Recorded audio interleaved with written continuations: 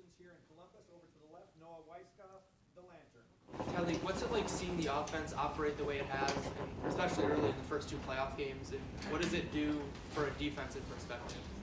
When you see the offense going out there, putting up points, succeeding at the level they're doing, it really motivates us to go do the same thing, keep getting them the ball back. And, just watching them, do great things.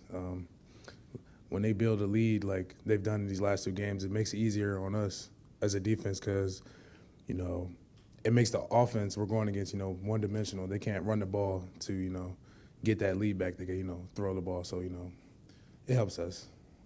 Austin Ward, the podcast. Tyleik, how many times this season do you feel like you've been fully yourself, fully healthy?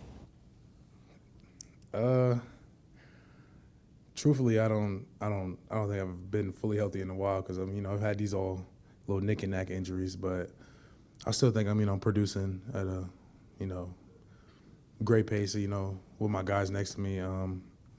But probably before camp, probably first couple games. So, how close do you feel right now? And did any part of layoff at the end of the regular season, then getting maybe an extra week to get ready for Tennessee or week and a half for Oregon, how much has that helped you? I mean, how far away are you from the level you want to be at physically?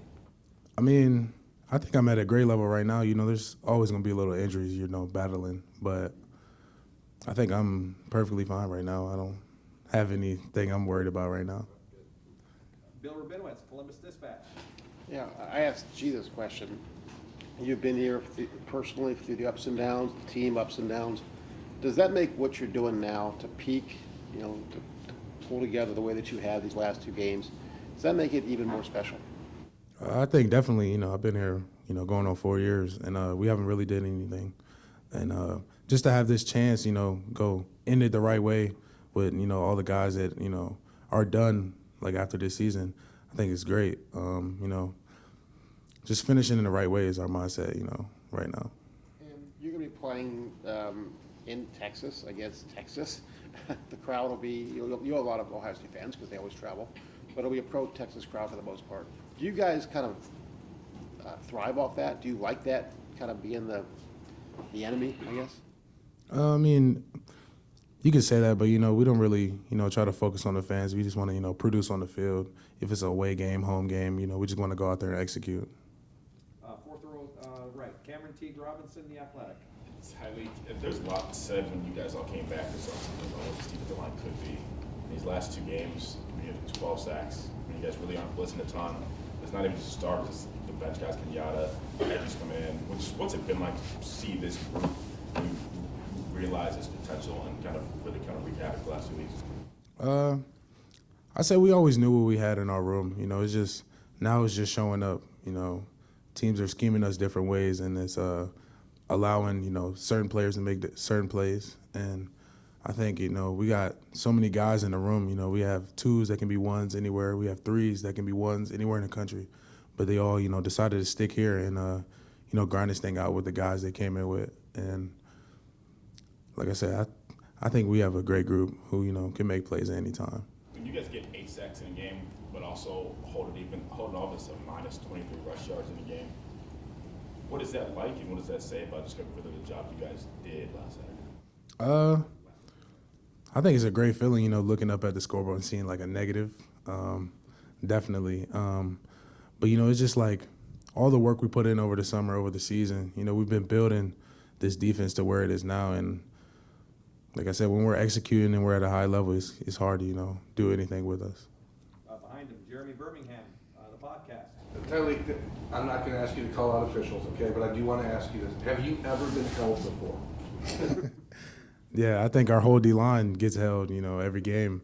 I don't know what the refs are seeing or what's going on with that, but if you turn on the tape and really look at it, we're held almost every play. So, is there something? Can you guys be better actors? Can you be more dramatic about it? What do you think has to happen for that to get called in your favor one time this season?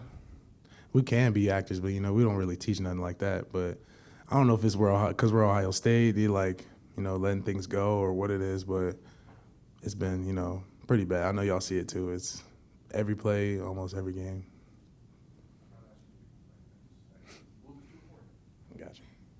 Adam King, WBNS. We got a chance to see a glimpse of Coach Day's pregame speech. The intensity that you've seen from him the last 2 games in the playoffs, is that different than you've seen throughout the year? And what does that do for this group before you go out on the field? I wouldn't say it's different. He's been like that his whole year, but it's just now it's, getting recorded and posted. But definitely when you see your head coach is fired up like that, it likes to fire in you to, go out there and do better. And, you can't thank Coach Day enough because, he's our leader of his team. And when he's like that, he makes you want to, go out there and do great for him, for, like, the guys around us. Scotty, we're going to go to you. A couple on Zoom. Yes, sir. We're going to start with Andy Anders. Andy, go ahead. Yeah, Tyleik, Texas runs a lot of outside zone schemes. Just what's important for defending those kinds of plays on the ground, and I guess just stringing out those kinds of, so to speak. Can you say that again? Okay. Had to unmute again there. Yeah, just Texas runs a lot of outside zone in their run game, running schemes. Just what's important for defending that kind of play as a defensive tackle? For a D tackle versus a stretch team, you always want to talk about penetration, like penetrating the line and not catching. Because once, you penetrate the stretch, it basically stops the stretch and makes them, cut back to, unblocked players. So really just attacking this game and not catching. Next question is going to come from Dan Hope. Dan, go ahead. Tyleik, you were in a freshman class with Quinn. Now you're playing against him a few years later. Just what's that like for you? Quinn's my guy. He's a great competitor, great quarterback. I think it'll be fun going against him, trying to get him running around. Next question comes from Kurt Bowles. Kurt, go ahead. Yeah, Tyleik, I don't know if there's one thing you can pinpoint why y'all been so dominant. I would think maybe it comes down to the physical brand of football. Do you feel that's going to be the survivor in this game? Who's the more physical team? I'll say definitely the most violent team. The team that plays the fastest, executes the most, and exceeds their game plan the most is going to win this game. The final question will come from Stefan from Cleveland.com. Tyleik, what's kind of your relationship been like with Ty Hamilton, especially as this season's progressed, and just how in sync do you feel like you two are playing on the defensive line together? Me and Ty are, we've been roommates for the past 2 years. We live in the same apartment complex. We played a game together. It's really like one of my best friends on the team, and, we talk about a lot of football things, so we're really on the same page with a lot of, plays teams like to run against us. It could be some stunts we run. We're always, connected in some kind of way. Jerry, back to you. Great, thank you. Got time for just a couple more questions. Joey Kaufman, Columbus Dispatch. Tyleik, what does it say about your defensive line and how prideful are you guys when you can get 8 sacks, 13 tackles for loss without having to bring a ton of extra guys and pressure, but you can just rush forward and do a lot of that? I'll say kudos to our coach, Coach Jay. Teaches a lot of technique, and sometimes it doesn't show up because teams scheme you different ways.